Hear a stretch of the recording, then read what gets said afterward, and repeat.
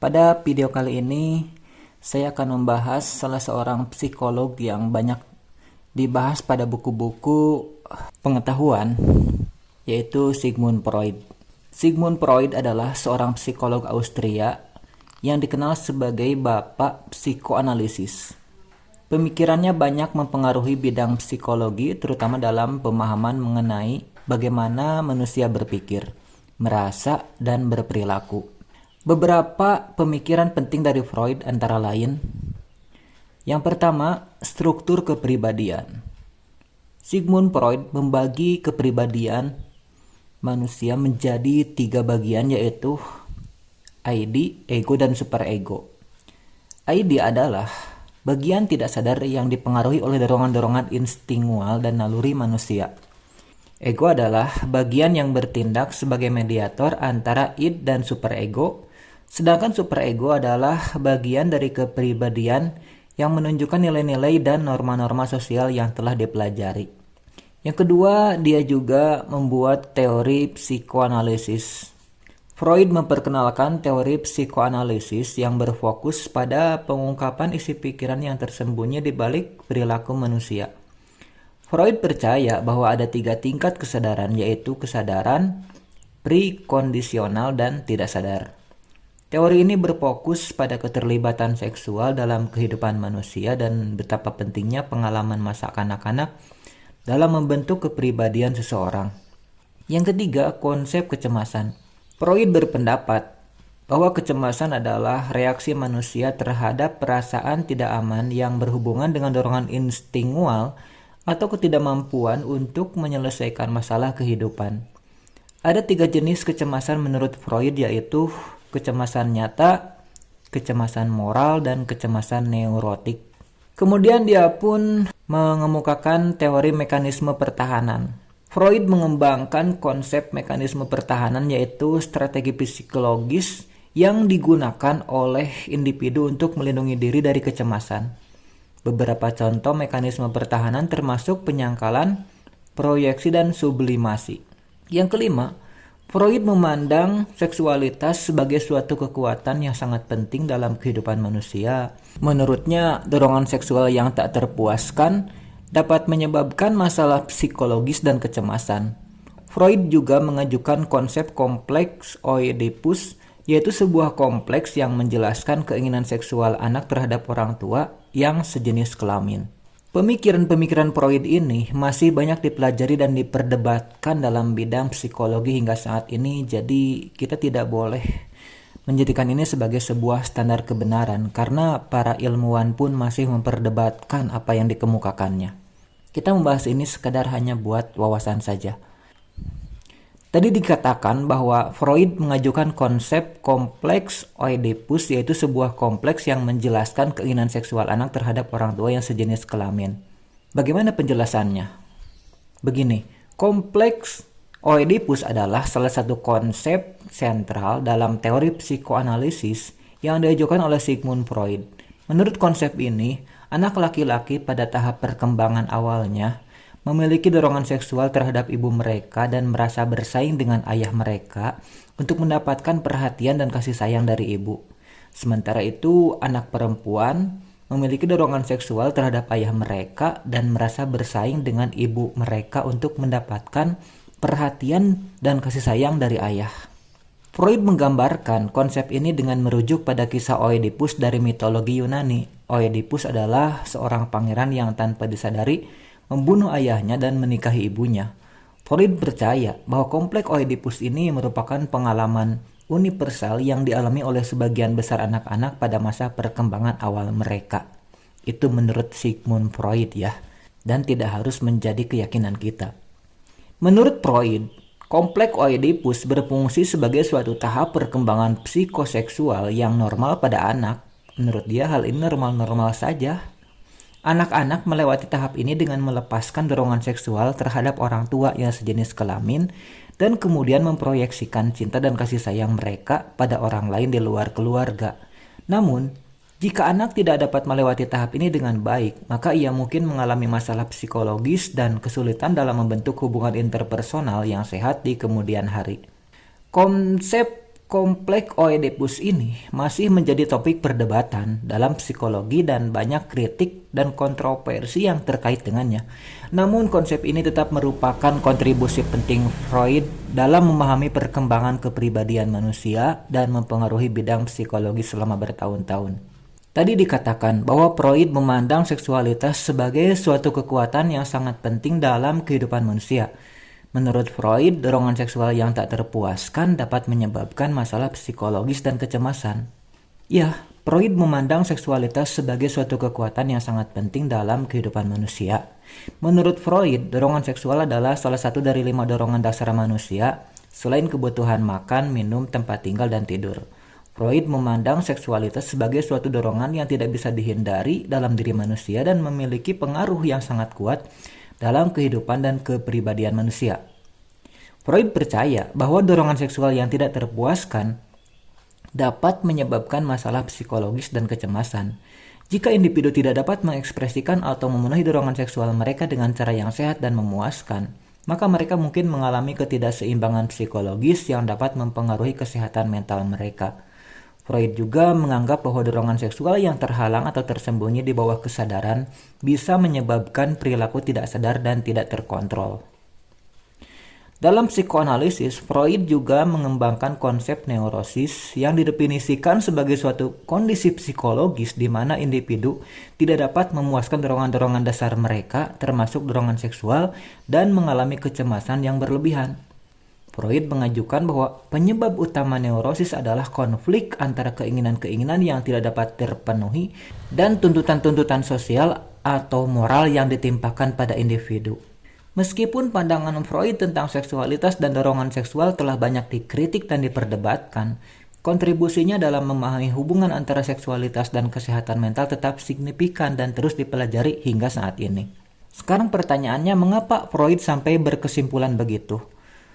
Freud sampai pada kesimpulan bahwa dorongan seksual tidak terpuaskan dapat menyebabkan masalah psikologis dan kecemasan melalui pengamatan klinis dan pengalaman pribadinya dalam memeriksa pasien-pasien.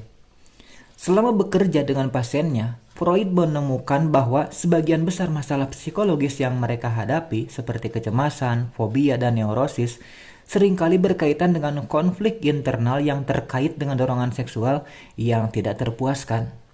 Freud percaya bahwa dorongan seksual yang kuat merupakan bagian dari sifat manusia dan terjadi sejak awal kehidupan. Ia juga menemukan bahwa banyak pasien yang mengalami konflik internal terkait dengan dorongan seksual yang mereka alami sejak masa kanak-kanak dan remaja. Freud menganggap bahwa konflik internal ini dapat mempengaruhi kehidupan emosional dan sosial seseorang, dan jika tidak diatasi dapat menyebabkan gangguan psikologis yang lebih serius. Selain itu, Freud juga menganggap bahwa dorongan seksual dapat menjadi sumber dari motivasi dan perilaku manusia. Ia memandang bahwa dorongan seksual dapat memotivasi individu untuk mencapai tujuan, seperti keberhasilan dalam karir atau prestasi sosial. Namun jika dorongan seksual tidak terpenuhi atau terhalang, maka individu mungkin mengalami kesulitan dalam mencapai tujuan mereka dan berisiko mengalami gangguan psikologis. Secara keseluruhan, kesimpulan Freud tentang pentingnya dorongan seksual dan potensi dampak negatifnya pada kesehatan mental manusia didasarkan pada pengamatan klinis dan teori psikoanalisisnya. Meskipun banyak kritik yang ditujukan pada pandangan seksualitas Freud, kontribusinya dalam memahami hubungan antara seksualitas dan kesehatan mental tetap signifikan dan terus dipelajari oleh para ahli psikologis hingga saat ini. Nah, pertanyaan berikutnya, jadi menurut Freud, bagaimana caranya supaya dorongan seksual terpuaskan? Menurut pandangan Freud, cara terbaik untuk memenuhi dorongan seksual adalah dengan mengekspresikannya secara sehat dan memuaskan. Freud percaya bahwa individu dapat memuaskan dorongan seksualnya melalui hubungan intim yang sehat dan memuaskan dengan pasangan mereka. Freud juga mengajukan bahwa individu dapat memuaskan dorongan seksual mereka melalui aktivitas yang tidak melibatkan pasangan seperti fantasi seksual, masturbasi, atau aktivitas seksual alternatif. Untuk kesekian kalinya saya sampaikan bahwa ini sekedar wawasan. Benar atau tidaknya dikembalikan kepada keyakinan kita masing-masing. Namun penting untuk dicatat bahwa pandangan Freud tentang cara memuaskan dorongan seksual telah banyak diperdebatkan dan dikelilingi kontroversi. Beberapa ahli psikologi dan seksologi modern telah menunjukkan bahwa ada berbagai cara yang berbeda bagi individu untuk memenuhi kebutuhan seksual mereka dan bahwa tidak ada satu cara yang benar atau salah. Selain itu, banyak faktor seperti kepercayaan diri, hubungan interpersonal, dan norma sosial juga dapat mempengaruhi kemampuan individu untuk memuaskan dorongan seksual mereka. Dalam konteks modern, penting untuk memahami bahwa setiap individu memiliki preferensi dan kebutuhan yang unik terkait dengan seksualitas mereka, dan bahwa penting untuk mengekspresikannya secara sehat dan aman. Terlepas dari pandangan Freud, penting bagi individu untuk mencari cara yang memuaskan dan sehat untuk memenuhi kebutuhan seksual mereka, tanpa merugikan diri sendiri atau orang lain. Tadi dikatakan bahwa beberapa ahli psikologi dan seksologi modern telah menunjukkan bahwa ada berbagai cara yang berbeda bagi individu untuk memenuhi kebutuhan seksual mereka. Contohnya seperti apa saja? Yang pertama, kata mereka, hubungan intim yang sehat dan memuaskan dengan pasangan. Ini mungkin adalah cara yang paling umum dan sehat bagi banyak orang untuk memenuhi kebutuhan seksual mereka. Yang kedua, ini kata seksolog ya, bukan kata kebenaran agama yang kita yakini. Masturbasi. Masturbasi merupakan cara umum bagi banyak orang untuk memuaskan kebutuhan seksual mereka. Ini adalah praktik yang sehat dan normal, dan banyak ahli psikologi dan seksologi modern menganggapnya sebagai bagian yang normal bagi kehidupan seksual sehat.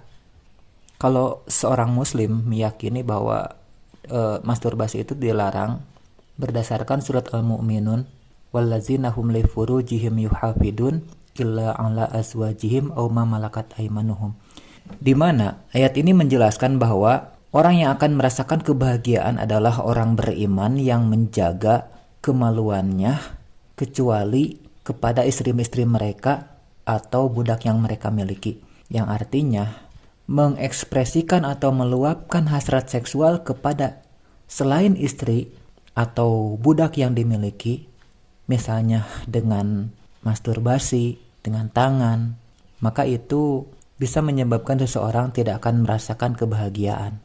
Oke, itu kan pandangan agama. Nah, kita kembali kepada pandangan psikolog yang boleh dibilang mungkin terlepas dari nilai-nilai agama. Terus cara berikutnya buat meluapkan hasrat seksual, kata mereka, adalah dengan fantasi seksual. Banyak orang menggunakan fantasi seksual sebagai cara untuk memuaskan kebutuhan seksual mereka. Fantasi seksual dapat membantu meningkatkan gairah dan kepuasan seksual, dan banyak ahli psikologi dan seksologi menganggapnya sebagai cara yang sehat untuk mengekspresikan seksualitas individu. Berikutnya adalah berbicara dengan pasangan. Banyak pasangan mengekspresikan kebutuhan dan preferensi seksual mereka secara terbuka dengan pasangan mereka. Hal ini dapat membantu memperkuat hubungan dan memastikan bahwa kebutuhan seksual masing-masing individu terpenuhi. Yang kelima, konseling seksual. Jika individu mengalami masalah seksual atau kesulitan dalam memuaskan hubungan seksual mereka, mereka dapat mencari konseling seksual dari ahli psikologi atau terapi seksual. Konseling seksual dapat membantu individu memahami kebutuhan seksual mereka dan menemukan cara yang sehat dan aman untuk memenuhinya. Berikutnya, tadi dikatakan bahwa banyak faktor seperti kepercayaan diri, hubungan interpersonal, dan norma sosial yang dapat memengaruhi kemampuan individu untuk memuaskan dorongan seksual mereka. Bagaimana penjelasannya? Ya, banyak faktor yang dapat memengaruhi kemampuan individu untuk memuaskan kebutuhan seksual mereka. Beberapa faktor ini meliputi kepercayaan diri. Individu dengan kepercayaan diri yang rendah mungkin merasa canggung atau merasa tidak aman dalam melakukan aktivitas seksual. Ini dapat menghalangi kemampuan mereka untuk memuaskan kebutuhan seksual mereka dan dapat menyebabkan masalah psikologis. Yang kedua, hubungan interpersonal. Hubungan interpersonal yang buruk dengan pasangan atau lingkungan yang tidak mendukung dapat mempengaruhi kemampuan individu untuk memuaskan hubungan seksual mereka. Konflik, kesalahpahaman, atau ketidaksepakatan dapat mengganggu hubungan intim yang sehat dan memuaskan. Yang ketiga, norma sosial. Norma sosial tentang seksualitas dan kepercayaan yang diterima dalam masyarakat dapat mempengaruhi cara individu mengekspresikan kebutuhan seksual mereka. Norma sosial yang ketat atau konservatif dapat membuat individu merasa tidak nyaman atau malu dalam mengekspresikan seksualitas mereka. Kemudian, pengetahuan tentang seksualitas. Individu yang kurang pengetahuan tentang seksualitas mungkin kesulitan memahami kebutuhan seksual mereka dan cara untuk memuaskannya dengan cara yang sehat dan aman. Pengetahuan tentang anatomi, psikologi, dan praktik seksual yang sehat dapat membantu individu memenuhi kebutuhan seksual mereka dengan cara yang memuaskan. Yang kelima, faktor yang bisa mempengaruhi individu dalam memuaskan kebutuhan seksual mereka adalah pengalaman masa lalu. Pengalaman masa lalu seperti trauma, kekerasan seksual, atau penyalahgunaan dapat mempengaruhi kemampuan individu untuk memuaskan kebutuhan seksual mereka. Hal ini dapat memicu rasa takut, kecemasan, atau ketidaknyamanan dalam melakukan aktivitas seksual. Ini hanya beberapa faktor yang dapat mempengaruhi kemampuan individu untuk memuaskan kebutuhan seksual mereka. Penting untuk mencari bantuan profesional jika individu mengalami masalah seksual atau kesulitan dalam memuaskan hubungan seksual mereka. Dalam banyak kasus, terapis atau ahli psikologi dapat membantu individu memahami faktor yang mempengaruhi kemampuan mereka untuk memuaskan hubungan seksual mereka dan menemukan cara yang sehat dan aman untuk memenuhinya. Hal menarik dari Sigmund Freud juga adalah eksperimen kokainnya. Sigmund Freud adalah seorang penggemar kokain dan percaya bahwa kokain bisa digunakan untuk mengobati berbagai kondisi medis dan psikologis. Pada awal 1884, ia memulai serangkaian eksperimen kokain yang bertujuan untuk mengetahui efek dan manfaat kokain pada dirinya sendiri. Pada saat itu, kokain masih dianggap sebagai obat ajaib yang bisa mengobati segala macam penyakit, termasuk kecanduan morfin dan alkohol, kecemasan, depresi, dan migrain. Freud sendiri menggunakannya untuk mengatasi migrain dan masalah pencernaan. Freud pertama kali mencoba kokain dengan cara mengunyah daunnya dan merasa sangat terkesan dengan efeknya. Dia melaporkan perasaan euforia, kepercayaan diri yang meningkat, dan kemampuan kerja yang lebih baik. Freud kemudian mulai meminum kokain dalam bentuk cairan dan bahkan menyarankan kepada teman-temannya dan pasien-pasiennya untuk mencoba kokain. Namun setelah beberapa waktu, Freud mulai menyadari bahwa kokain memiliki efek samping yang serius, termasuk kecanduan dan efek toksik pada organ-organ vital seperti hati dan jantung. Dia juga menyadari bahwa kepercayaan terlalu tinggi pada kokain sebagai obat bisa membawa risiko yang berbahaya bagi kesehatan dan kesejahteraan pasien. Meskipun demikian, Freud masih tetap menggunakan kokain dalam praktek klinisnya dan bahkan menulis makalah tentang penggunaan kokain dalam pengobatan. Namun, setelah istri dan teman-temannya meninggal karena kecanduan kokain, Freud berhenti menggunakan kokain dan mulai mengkritik penggunaannya secara terbuka. Eksperimen kokain Freud memberikan kontribusi penting bagi pemahaman kita tentang efek kokain dan bahaya penggunaannya secara terus-menerus.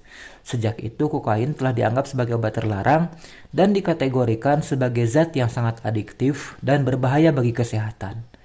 Oh, jadi ternyata kesimpulannya Freud yakin bahwa kokain sangat berbahaya. Kesimpulan ini dia cetuskan setelah istri dan teman-temannya meninggal akibat kokain.